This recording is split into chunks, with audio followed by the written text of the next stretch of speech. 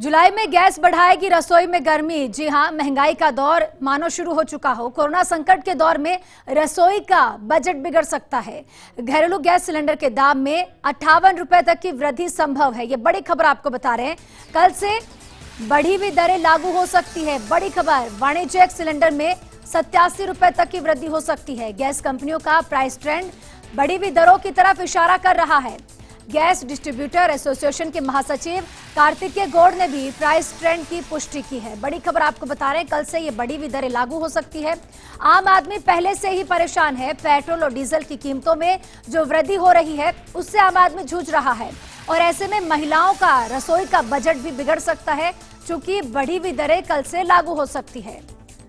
Cylinder के दाम में 58 रुपए की बढ़ोतरी हुई है, जो कि कल से लागू हो सकती है। पूरी संभावनाएं है। ये बड़ी खबर आपको बता रहे हैं। जुलाई में अब गर्मी गैस की बढ़ती कीमतें बढ़ाने वाली है। जो बढ़ी हुई दरें हैं वो कल से लागू हो सकती है। बड़ी संभावना, बड़ी खबर आपको बता रहे हैं। आम आदमी वैसे ही परेशान है। कोरोना काल के इस दौर में लोगों के पास रोजगार तक उपलब्ध नहीं है। एक तरफ पेट्रोल और डीजल की कीमतें लगातार पिछले 58 से 59 दिनों से बढ़ती ही जा रही है और ऊपर से अब गैस के दाम में भी बढ़ोतरी, तो महिलाओं के रसोई का बजट भी बिगड़ सकता है। बढ़ी हुई दरें कल से लागू हो सकती है। ये बड़ी खबर आपको बता रहे हैं कि कोरोना संकट के दौर में रसोई अब महिलाओं का, माफ कीजिएगा, ये बढ़ी हुई दरें महिलाओं की रसोई का बजट बिगाड़ सकती है। ये बड़ी खबर आपको बता रहे हैं और ये बढ़ी हुई दरें कल से लागू हो सकती है, इसकी पूरी संभावना है। 58 रुपए की बढ़ोतरी हुई है। वहीं वाणिज्यिक सिलेंडर में 87 रुपए तक की वृद्धि हो सकती है। और सहयोगी निर्मल तिवारी हमारे साथ जुड़ चुके हैं। निर्मल, देखिए, लगातार हमने पेट्रोल और डीजल की कीमतें देखी जिसमें वृद्धि हो रही है। आम आदमी उससे जूझ रहा था और अब इसमें भी बढ़ोतरी की संभावनाएं जताई जा रही है। बिल्कुल ज्योति, देखिए, बहुत ही कठिन समय है कह सकते हैं आम आदमी के लिए, बल्कि यूं कहें कि आम और खासकर सबके लिए कठिन समय है, क्योंकि कोरोना महामारी का दौर, आर्थिक संसाधनों की कमी, लोगों के रोजगार धंधे छिन गए, लोगों की आर्थिक विषमताओं के दौर से लोग गुजर रहे हैं। ऐसे दौर में लगातार तेल कंपनियां जो मनमानी कर रही हैं, निश्चित तौर पर इससे पीड़ादायक समय आम आदमी के लिए कभी नहीं हो सकता।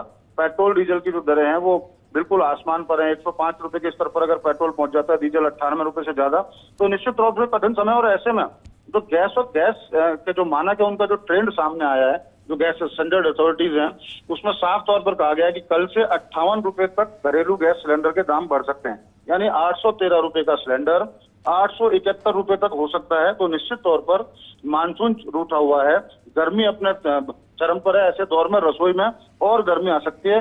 हालात इस तरह से है कि लगातार जिस तरह से पेट्रोलियम कंपनियां जो दाम बढ़ा रही हैं गैस के, पेट्रोल के, डीजल के, तो निश्चित तौर पर जो आम जरूरत की जो चीजें हैं ज्योति, उन सब की कीमत बढ़ गई है। चाहे वो खाद्य तेल हो, चाहे वो सब्जी फल हो, चाहे दाल हो, अनाज हो, रोटी कपड़ा और मकान, जो आम आदमी की जरूरत है, उसमें काफी ज्यादा जो महंगाई है वो बढ़ चुकी है। ऐसे दौर में अगर कल 58 रुपए तक अगर दाम बढ़ते हैं तो निश्चित तौर पर रसोई में तो आग लगने वाली स्थिति है।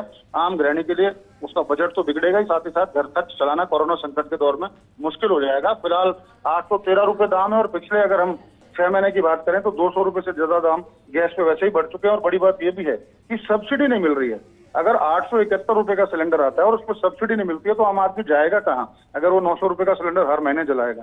तो निश्चित तौर पर कहा जा सकता है कि एक कठिनाई का दौर है और होना तो ये चाहिए केंद्र और राज्य सरकारों को मिलकर के कहीं ना कहीं जो सब्सिडी है वो उसको चालू भी करना चाहिए केंद्र सरकार को। साथ ही साथ जो केंद्र सरकार ने जिस तरह से दाम बढ़ाए हैं पिछले 6 महीने के अंदर, 5 महीने के अंदर, उन दामों में कहीं ना कहीं राहत की भी दरकार है। इसी तरह से पेट्रोल और डीजल में भी राहत की दरकार है, क्योंकि पेट्रोल में 15 महीने के अंदर 14% से ज्यादा सेंट्रल एक्साइज बढ़ा, राज्य सरकार ने 6% ज्यादा स्टेट वैट बढ़ाया, हालांकि 2% कम भी किया, लेकिन राहत की दरकार अभी भी है। अगर पिछले 15 महीने की बात करें ज्योति, तो 15 महीने में 30 रुपए से ज्यादा पेट्रोल और डीजल में वृद्धि हो चुकी है और 200 रुपए से ज्यादा गैस में। तो निश्चित तौर पर कठिन समय है। उम्मीद राहत की, आप देखते हैं कि जनता आहत होती है या राहत मिलती है उसको। ज्योति, निर्मल, निश्चित तौर पर उम्मीद राहत की है, लेकिन राहत कहीं से भी मिलती हुई नजर नहीं आ रही, क्योंकि गृहिणियां जो होती है एक लिमिटेड अमाउंट लेकर चलती है कि किचन के बजट के लिए, और ऐसे में जब गैस के दामों में बढ़ोतरी हो जाएगी तो उनका बजट कहीं ना कहीं पूरी तरह से बिगड़ जाएगा।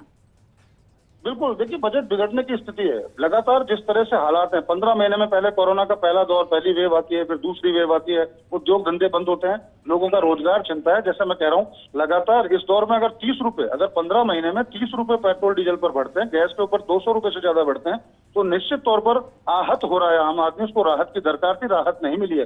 केंद्र ने भी हाथ खड़े कर लिए हैं, राज्य सरकारों ने भी हाथ खड़े कर लिए। केंद्र ने तो कहा, तो टैक्सेस की यूनिफॉर्मिटी की बात हो रही थी कि जीएसटी के दायरे में लाया जाएगा, लेकिन ना तो जीएसटी के दायरे में आया, ना केंद्र सरकार ने जो बेस प्राइस है पेट्रोल डीजल की और गैस की, उसमें जितना भी वो टैक्सेस जोड़ सकते तो उसमें किसी तरह की कमी नहीं की, बल्कि बढ़ोतरी की है।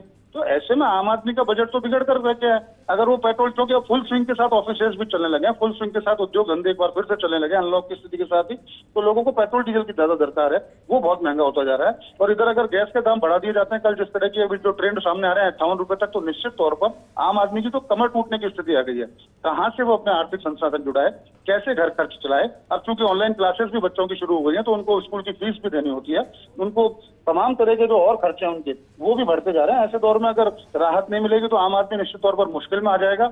और ये कतई भी किसी भी विकासवादी देश या विकासवादी राज्य के हित में नहीं होता कि उसका उसमें रहने वाली उसकी रियाया, उसकी जनता मुश्किल में हो, क्योंकि जनता मुश्किल में होगी तो निश्चित तौर पर जो सियासत के तौर पर जो मुश्किलात सामने आएंगी सियासत के सामने, वो भी आएंगी। तो इसमें देखना तो ये होगा। निर्मल, देखिए महिलाओं का तो घर का बजट बिगड़ेगा ही निश्चित तौर पर, लेकिन वो बिजनेस जो छोटे मोटे बिजनेस होते हैं, भले ही वो फास्ट फूड वालों की बात कर ली जाए, सुबह सुबह पोहे वालों की बात कर ली जाए जयपुर में, चूंकि कमर्शियल सिलेंडर के दाम में भी बढ़ोतरी संभव है, ऐसे में उनका बजट भी बिगड़ जाएगा।